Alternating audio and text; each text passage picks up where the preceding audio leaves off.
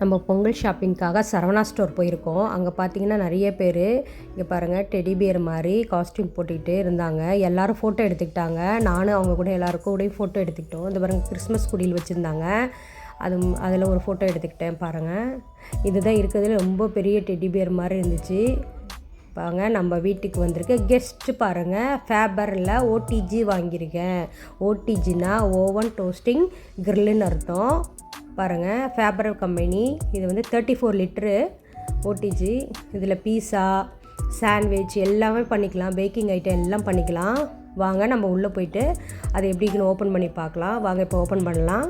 வெளியே எடுத்து பார்க்கலாம்.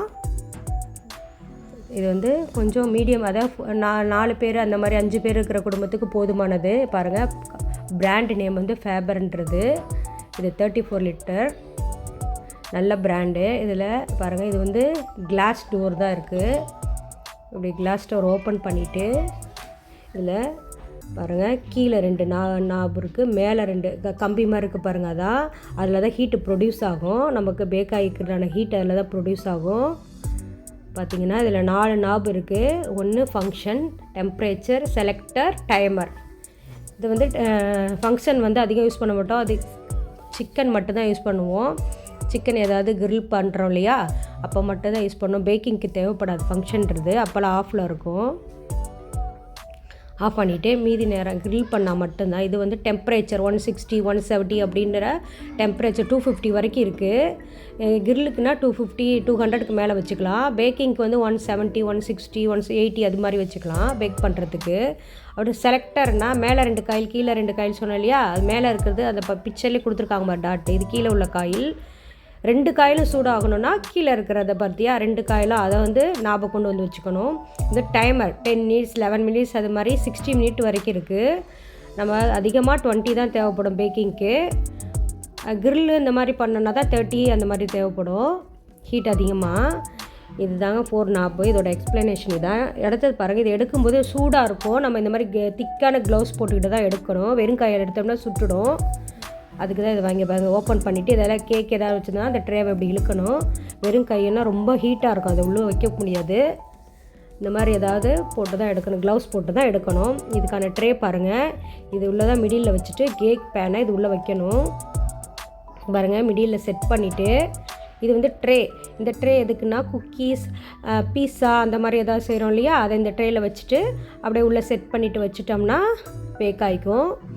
நெக்ஸ்ட்டு பாருங்கள் நம்ம வந்து இப்போ பேன் அந்த இதை மிடில் வச்சுட்டு இப்போ ஒரு கேக் பேனை உள்ளே வைக்கிறேன். எப்படி வைக்கிறேன்னு காமிக்கிறேன் பாருங்கள். இடையில வச்சுட்டு சென்டரில் வைக்கணும். அப்போ தான் 2 காயிலும் உள்ள ஹீட்டு வந்து அது உள்ள படம்.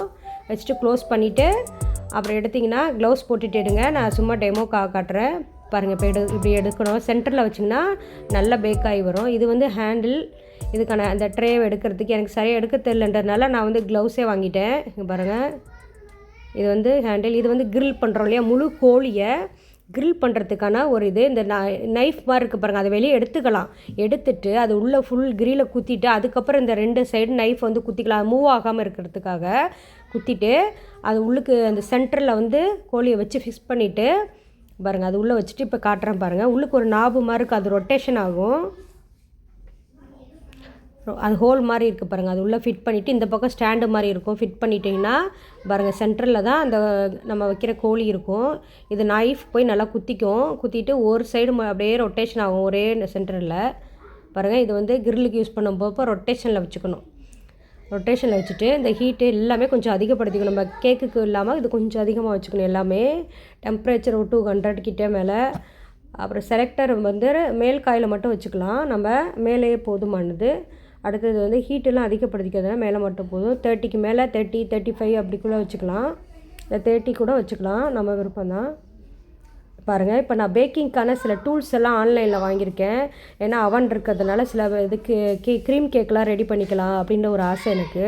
பாருங்கள் ஆன்லைனில் வந்து இது ரொட்டேஷன் டேபிள். இந்த மாதிரி நம்ம கேக் பேக் பண்ணும்போது இந்த மேலே வச்சுட்டு டெக்கரேட் பண்ணுறோம் இல்லையா, அதுக்கு இந்த டேபிள் ரொட்டேஷன் ஆகும். அது பாருங்கள். இந்த பவுல் கொஞ்சம் பெருசாக எதுக்குன்னா நம்ம பீட் பண்ணுறப்ப கொஞ்சம் தெறிக்கும் அந்த எக்கு இந்த விப்பிங் க்ரீம்லாம்.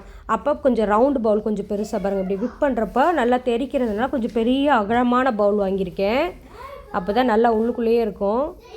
நெக்ஸ்ட்டு பார்த்திங்கன்னா இது அந்த விப்பிங் க்ரீம் உள்ள க்ரீம் ஏதாவது உள்ளே போட்டு அந்த பேக் இது ஒரு டெக்கரேட் பண்ணுறோம் அந்த கேக் மேலே அதுக்கானது பாருங்கள். இதில் நைஃப் அந்த கேக் வந்து க்ரீம் அப்ளை பண்ணுறது கொஞ்சம் அட்ஜஸ்ட் பண்ணி கட் பண்ணுறது. இது பார்த்திங்கன்னா அந்த கேக் மேலே நம்ம அப்ளை பண்ணும்போது ஈவனாக இருக்காது இல்லையா, அது க்ரீம் எல்லாம் அதுக்கு ஈவன் படுத்துறதுக்கான ஒரு டூல் இது. நெக்ஸ்ட்டு பாருங்கள், இது பாருங்கள் மெஷரிங் கப்பு 250 150 அந்த மைதா மாவு கோதுமை மாவுலாம் போடுறோம் இல்லையா, அந்த மெஷர்மெண்ட்டு வாட்டர் இது மாதிரி போடுறதுக்கான மெஷர்மெண்ட் கப்பு இது. இது ஒரு 4 கொடுத்துருக்காங்க. இது வந்து பார்த்திங்கன்னா ஸ்பூன் எசன்ஸ் ஊற்றுறோம் இல்லை டேபிள் ஸ்பூனுன்னு அர்த்தம். இந்த பாருங்கள் baking powder soda baking soda இதெல்லாம் மெஷர்மெண்ட் பண்ணுறதுக்கான சின்ன சின்ன கப்பு இருக்குது, அது யூஸ் பண்ணுறதுக்கு. நெக்ஸ்ட்டு பார்த்திங்கன்னா இந்த க்ரீம் ஸ்பேச்சுலா இந்த அப்ளை பண்ணுறோம் இல்லையா, அதுக்கெல்லாம் இந்த 2 ப்ரஷ்ஷு இந்த இதெல்லாம் யூஸ் பண்ணிக்கிறோம். அதுக்கானது இது ஆயில் அப்ளை பண்ண. இது பாருங்கள் நாபு பாருங்கள், அந்த கேக் மேலே அந்த க்ரீம் வச்சு டெக்கரேட் பண்ணுறதுக்கு இந்த கோன் மாதிரி இருக்க நாபை யூஸ் பண்ணிக்கலாம். பாருங்கள் டிசைன்ஸ் ஒன்று ஒவ்வொரு டிசைன்ஸ் இருக்குது பாரு, அது எட்ஜில் பாருங்கள். இது வந்து கேக் மேலே அந்த ஃப்ளவர் மாதிரியெல்லாம் போடுறாங்களே அது. இது வந்து சைடில் டெக்கரேட் என்ன மாதிரி வேணுமோ அதை ரொட்டேட் பண்ணிவிட்டு கேக்கை சைடில் இதை வச்சுட்டே வந்தால் சரி. இது பார்த்திங்கன்னா பன்னு ப்ரெட்டெல்லாம் செய்யல அந்த மாதிரி ப்ரெட்டுக்கான பேன் இது. ப்ரெட்டு வீட்டிலே செஞ்சுக்கலான்னு எனக்கு ஒரு ஆசை, அதனால தான் இதை பேன் வாங்கிட்டு வந்தேன்.